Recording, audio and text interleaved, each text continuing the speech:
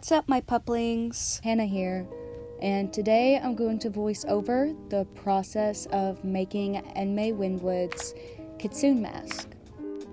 First off, I sketched the general shape of the mask I had purchased, and I tried to make the sketch as even as possible. I have never been very good with proportions in my life, especially when it comes to ears. So I tried my best to make that good, and you can see here I did struggle a little bit, but after a few tries I managed to get something I was happy with that I could picture the actual mask accordingly with. And so the next thing I decided to do was work on what kind of eyes I wanted to do for the mask. And basically for that, I went through a bunch of my old sketchbooks and found old drawings, old concept art, and other drawings that were of what I originally imagined her mask to be, and other concept drawings of what I wanted her mask to be. And I also found an old drawing of a kitsune character I made for one of my friends, and I really heavily took inspiration from this kitsune because the kitsune I spent hours making, trying to have it as perfect as possible to ancient paintings and concept arts of kitsunes that I had Googled and seen. So since the kitsune drawing was very heavily inspired by ancient Japanese culture, I decided to lean heavily on how I designed her and interpret it into the new mask design I was making. So as you can see, drawing this eyeball took a few different tries. I really struggled to find something I was happy with, and eventually I saw something that was kind of decent, that kind of captured all of the different designs over the years of Enmei. So finding something that gave me a somewhat compromise based off everything I've seen from my past drawings, I busted out my colored pencils and looked to see what it would be like when it was colored. And coloring it really made it look better. Usually when I color things, it makes my drawings look worse for some reason, but this actually looked a lot better than what it did. So being satisfied with that, I moved on to the next stage of designing. The next step was the nose and face markings, and I already kind of knew what I wanted the mouth to be like. I had imagined it for many years, so it was really simple. I quickly jotted that down, and then I did a rough sketch of the bottom face without the ears. I didn't really care for proportions on this part. I was really just trying to get a better idea of how I wanted the mask to be designed facial wise. So once I got the jaw and muzzle and everything sketched down, I went ahead and did a quick doodle of the eyes and started randomly placing marks all over the face. The more I put, the better it looked, but I knew I couldn't put too much because if I put too much, it just would fall out of character. The thing about Enmei's mask is, in her story, her dad made it, and her dad was a skilled craftsman. So I really want to try and focus on, yes, markings, but not too many. Because if I put too many, it's going to look like a kid made it, and I don't want that. So I settled with some markings under the eyes, along the bridge of the muzzle, one giant marking on the forehead, and then two next to it. Most kitsune pictures that I have seen have either a moon design or some kind of teardrop shape on their forehead, and I decided to go with this sort of half teardrop, half diamond look, and incorporate some black in the middle, because I don't want to put too much black, but if I put a little bit of black, it'll kind of balance out all of the red. And so that's why I decided to put black in the middle of the teardrop shape. And then for the eyebrows, later down the line, I decided to put circle eyebrows instead of the sharp curved eyebrows I had originally chosen for the face, because I decided that the circle eyebrows looked a lot better than the sharp edged eyebrows. So with the face done, I dove into a rough concept of the ear. Again, just like the mouth, I had imagined this for years and years and years and years. So it wasn't really that much of an issue. And once I figured out what I wanted the ears to look like, I just had to wait for the mask to arrive. So a few days later, the mask arrived, and at first I was a little bit confused because it looked flat, but upon further inspection, it really wasn't. So I wasn't really too worried about it, and I knew it would cover at least most of the, if not all of the face. So when I opened the package, I realized that the mask was a bit of an off-white color and was a baby bottom smooth. So that had to be fixed immediately or the paint was not gonna stick. Unfortunately, I didn't have any sandpaper, so I did it the old-fashioned way and got some nail files. This is usually how I sand down most of my smaller projects. With a lot of nitty-gritty edges, the nail files just get into those small pieces very easily, other than sandpaper. Because for me, sandpaper is a little bit more hard to control in smaller areas and is a bit more flimsy in smaller areas, whereas nail files can get into the smaller areas and they are stiff as a board. Now, I had to sand this thing quite a lot, and even still, it was pretty smooth. I managed to get it to a point where it had at least some roughness. So if you are to order this mask in particular, just be warned that it's going to take lots and lots and lots of sanding. Noticed when I was prepping this mask is that the eyes had no backing. Now, I had really already known that, but since it didn't have a back, the elastic strap that would hold the mask to the head had a chance of getting paint on it, along with the sponge and padding that made it more comfortable for the face. So to prevent getting the back of the mask and the strap covered in paint when I painted around the eyes, I took some paper and taped those across the holes of the eyes with painter's tape. So once I finished sanding, I went over it with one generous coat of white.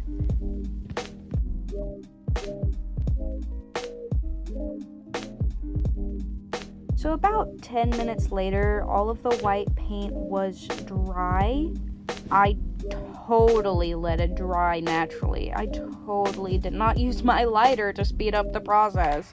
But once the paint was dry, and after making sure it all was dry, I went ahead and started taping off a good section of the mask. Now, this was a technique I had seen online for wanting sharper and finer edges. So for the first layer, I taped off the section I wanted for the black eyeliner around the eye. And this took, I don't even want to admit how long this took, because it took a long, stinking time.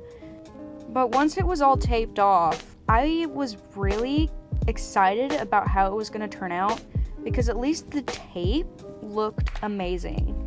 Surprisingly though, the black on this mask for some reason took not one, not two, not three, but 6 coats of black paint to become un-see-through.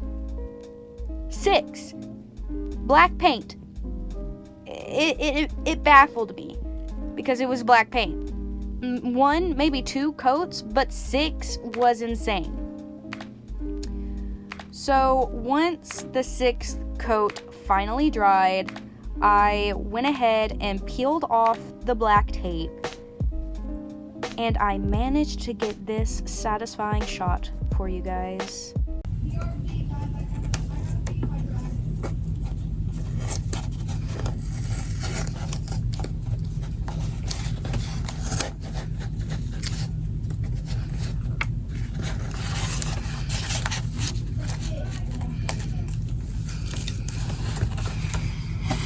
Oh yeah. So the next step was for the red eyeliner around the black. Once I made sure the paint was all dry, I taped over the black paint. And then I started doing the same process I did with the black on the red for a ridiculous amount of time.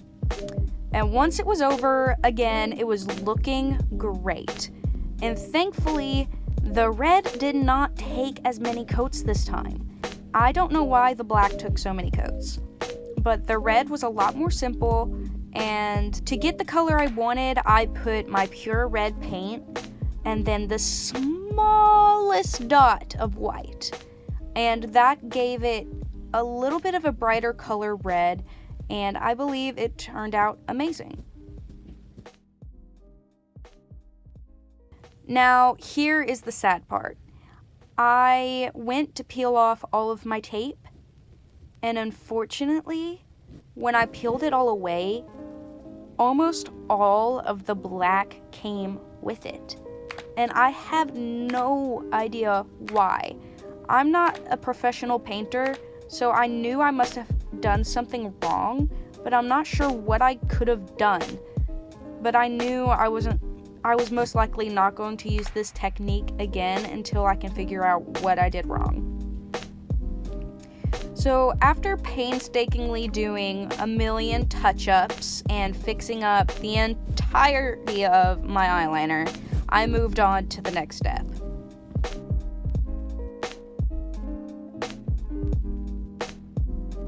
So step 3 was mostly the big teardrop shape on the forehead, and I messed up on it a little bit. You can see my lack of proportions failed me again. However, I managed to touch that up, so we're not too worried about that now. And basically all I did was do a thin outer layer of red and then an inner teardrop kind of circle in the middle. And then on both sides, I did a sort of squiggle line. The rest of the face consisted of the markings underneath the eyelids, along the bridge of the nose, and the nose on the center of the muzzle, which I have put the video in about 25 times speed, just so that you can see that go by quicker.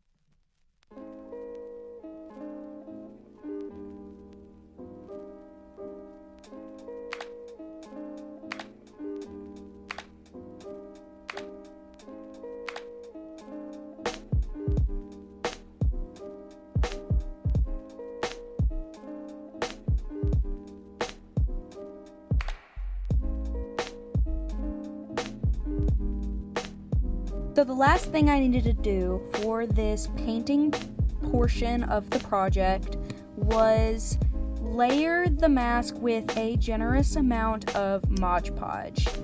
And for those who don't know what Mod Podge is basically glue, but specifically for paint.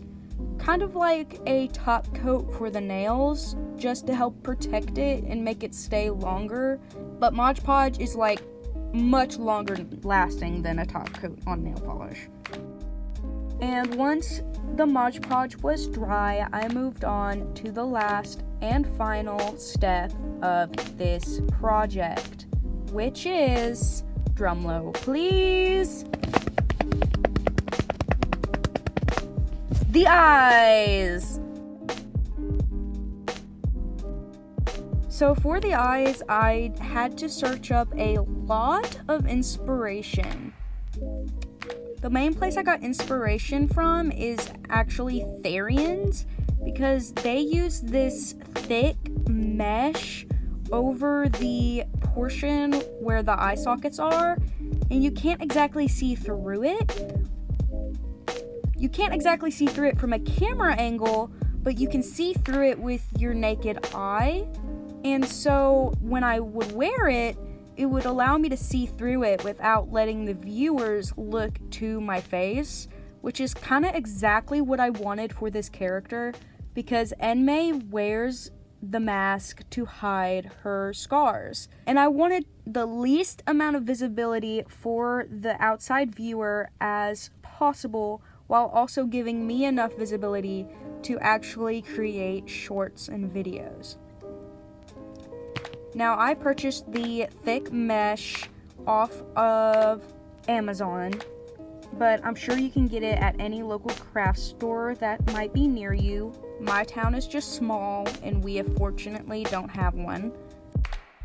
So after I opened up the package and I selected one of the sheets, I realized that the mesh was a little bit see-through, so I decided that the outer edge of the eye would have to be painted white, whereas the iris and pupil would be painted red and black. So first I put the mesh underneath the mask and roughly traced where the eye would rest. And then I cut out a general shape. I left enough edge room so that I could hot glue it to the back of the mask later. I originally painted it to be a sort of cross-eyed look, but I didn't really like that. So I managed to move it in a way to where it was better than that in the end, kind of. It's hard to explain, but you'll kind of see it once the mask is done. So after I cut out the circles, I painted the red irises, and then I did a second coat for the red irises, and once those were dry, I went in with a black outline for the iris and a swirled pupil around the edge for both sides, each swirling the opposite direction.